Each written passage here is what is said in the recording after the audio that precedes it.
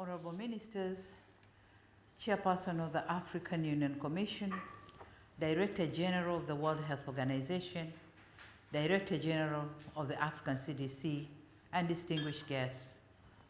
I thank the Africa CDC for convening this meeting in Geneva on the margins of the World Health Assembly.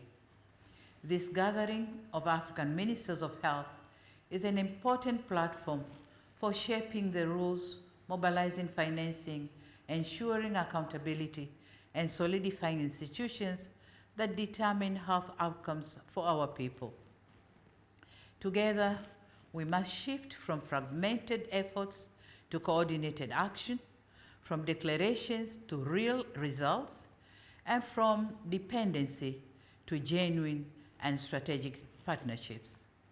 As the African Union champion for maternal, newborn, and child health, I stress that the reforms must ultimately be measured by human impact.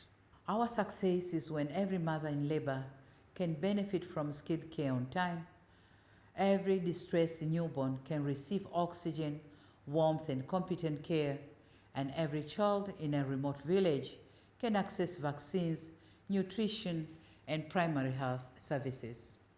Excellencies, it is for this reason that my roadmap focuses on results-driven agenda built around the 3 zeros, namely zero home deliveries, zero preventable maternal and newborn deaths, and zero unvaccinated children.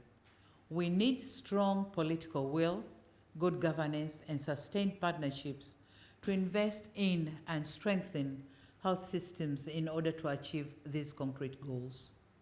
I therefore propose that this Committee of Ministers should leave Geneva with a practical compact for maternal and child survival within Africa's health sovereignty agenda by first ensuring that maternal, newborn, and child health is explicitly reflected in Africa's common position on the reform of the global health architecture.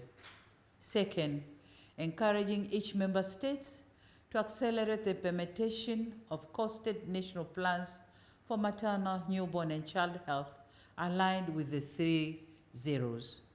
Third, standardizing the continental accountability through maternal and child health scorecard and digital dashboard. Fourth, ensuring that product, data, and financing sovereignty translates into tangible reality for women and children through access to life-saving commodities, devices, and equipment. And fifth, strengthening mutual learning among member states. It is in this regard that Tanzania, working together with the Africa CDC and other partners, stands ready to serve as a Continental Centre of Excellence for maternal, newborn, and child health. At the same time, I implore the regional institutions to continue supporting the harmonization of standards and strengthening the accountability mechanisms. Likewise, I encourage our partners to align with and support Africa's priorities. Excellencies, in Tanzania we say, jiongeze tuavushe salama, which simply translates as go the extra mile, help them make it safely.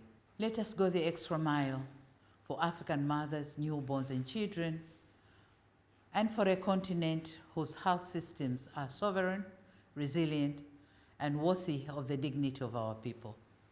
Thank you for your kind attention. Asante sana.